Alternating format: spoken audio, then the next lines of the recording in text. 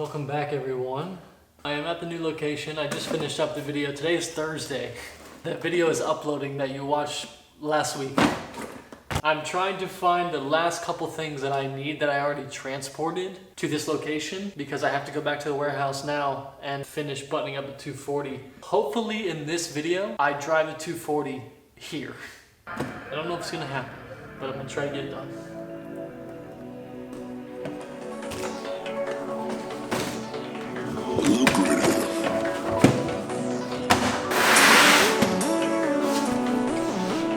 I made a checklist of all the things that I need to get done today, and one of them is I need to put oil in the 240. If you go back to the S14 video, I put brand new oil in this motor just to get it running. I literally started it, we idled it for a couple minutes. Being as I want to rebuild this motor, I'd rather just recycle the oil inside of it and put it in the S13 because it's fresh oil, and I gotta drain it anyways. So if you don't like it, let me know in the comments. I am gonna reuse this oil. Ooh. Ah, look at me. See, it's not even black. It's like clear oil, basically.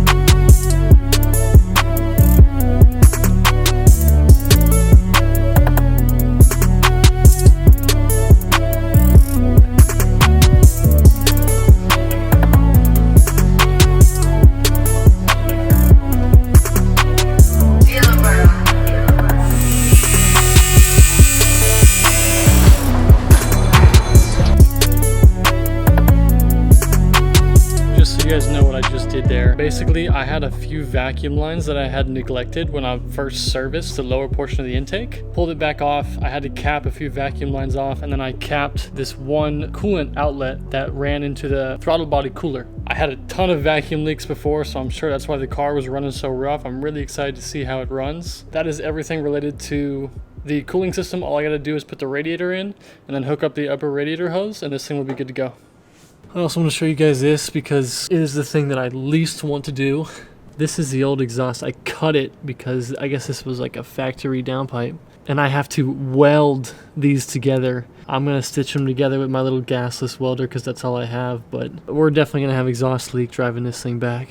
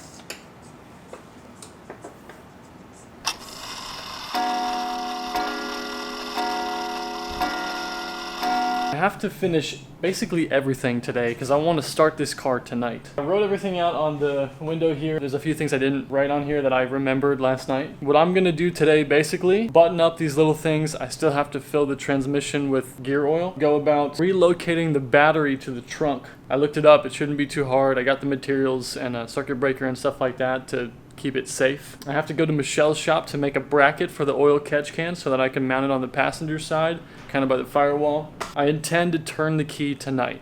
We'll see if I can.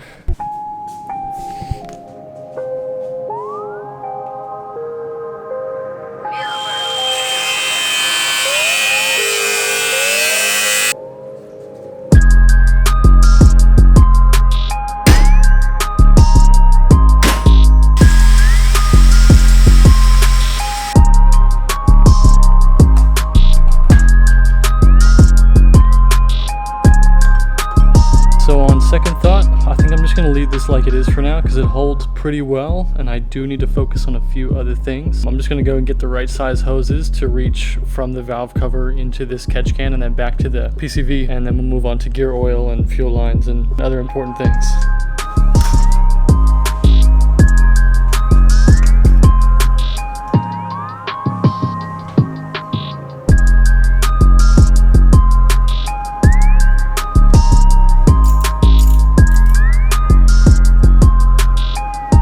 Pretty proud of the way it all came together. A power steering reservoir from the S13 that I parted out a couple years ago. I had it sitting in a box for a long time, and the way that the nipples on the bottom fit, this is better than my S13 reservoir. So I use that. It's got a hose that goes right down to the rack, and then it's got another hose that feeds the pump, and the high pressure side goes into the rack. On the PCV side, this hose goes from the valve cover through inside the intake, kind of like right next to the block, because there's a bunch of room in here now. Comes up, that goes into the catch can, and then the outlet goes right in the same exact path, goes to the PCV kind of underneath here.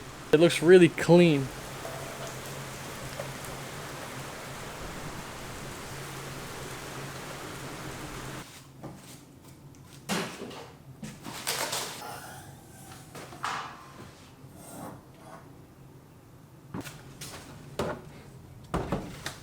This is my battery relocation plan. I've heard guys use CRV batteries because they're a little smaller, but I really don't want to buy a new battery right now. This one's a little bigger. It barely fits in this corner. I don't really have room to build like a proper battery mount, but what I can do is I've seen little metal straps that I can self-tap, one here and then one on the back side, and I can run a strap to hold it in place temporarily so I can move it. I have to buy 2-gauge cable. I'm going to run from the positive side into a 100 amp circuit breaker that I bought, and from there I'm going to probably drill a hole around here and then run alongside the brake lines up to where the original battery connected at the engine bay. I can use the old 240 positive cable, because it's mostly black, as the substitute negative and go right to this chassis bolt right here. I'll have the circuit breaker in case things go wrong. I should just flip the circuit breaker. Battery relocation, the only thing I'm waiting on is gear oil, which is supposed to be here tomorrow. It looks like I'm not going to be able to physically turn the key tonight, but I'll have it to the point where basically I fill the fluid up, put the car back on the ground, and then turn the key tomorrow.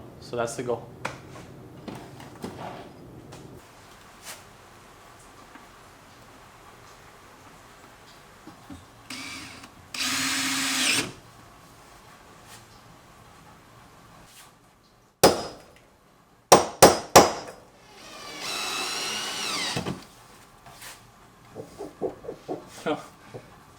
Move the whole car off this little thing.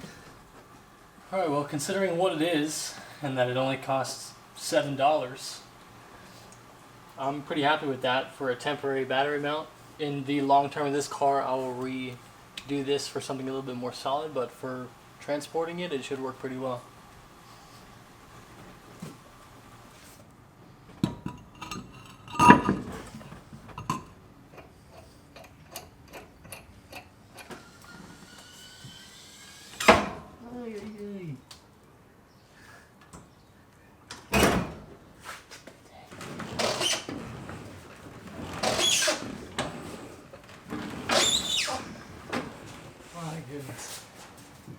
Man, bro.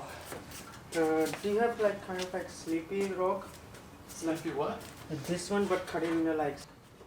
Wow. Jeez.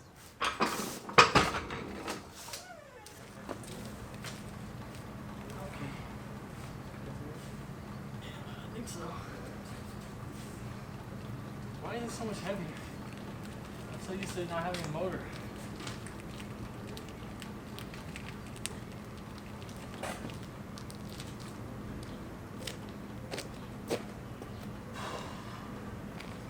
There's no wind noise with that thing.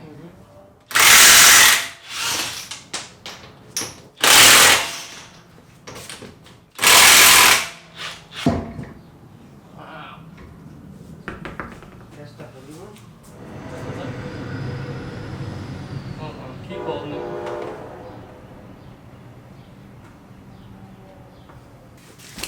Okay. Trading? No, just like doing something like that with your time. Yeah. Like video games, I don't really not get interested. Just personality or just like My girlfriend? not, yeah.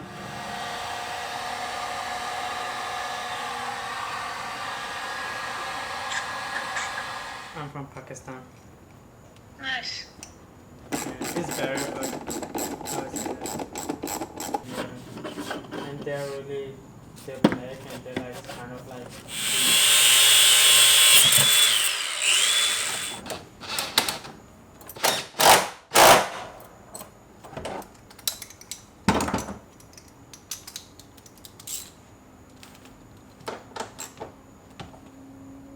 So do you like cars? Do I like cars? Yeah. I like The end of the battery positive comes right to here. This is where the original battery positive connected. It connects to this fuse box and then ultimately to the starter and alternator. It goes down, it kind of follows these fuel lines down under the car. Power wire goes all the way down and is zip tied a bunch following the brake and fuel lines all the way back to right under the rear subframe. And then it enters the cab right there. I got a makeshift grommet. I'm gonna have to fix that later. But it'll be good enough for me to transport the car. Pops up right here, comes out, makes its way into our 100 amp fuse here. 100 amp fuse, which will ultimately go to the battery. And then the battery negative is right here, grounded to a pretty thick chassis bolt right there. Technically, as soon as I hook this stuff up, it should have power. I'm not going to do that until tomorrow because I have a couple other details to sort out. And it's late, so I'm going to get out of here tonight, but I think it'll work just fine.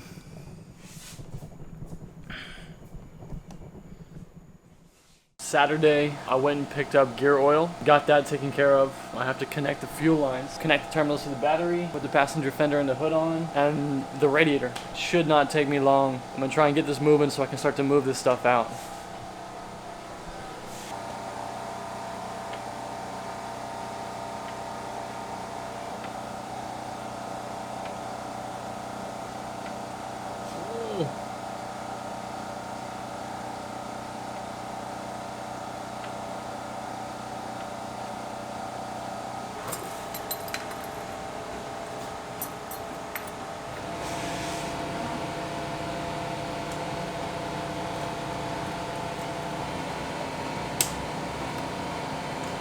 And I didn't hook up a few grounds in the wiring harness. I'm not sure if I need them or not, but I'm gonna try to turn the key and see what happens.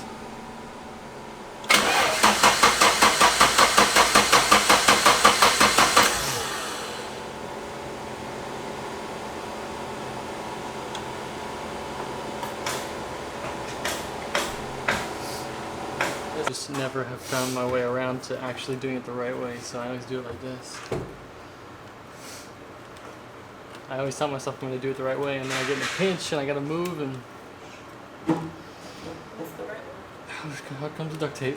The right way is there's like a metal adapter that goes inside of one piece and then outside the other. It joins them together really nicely. That's not ghetto like this.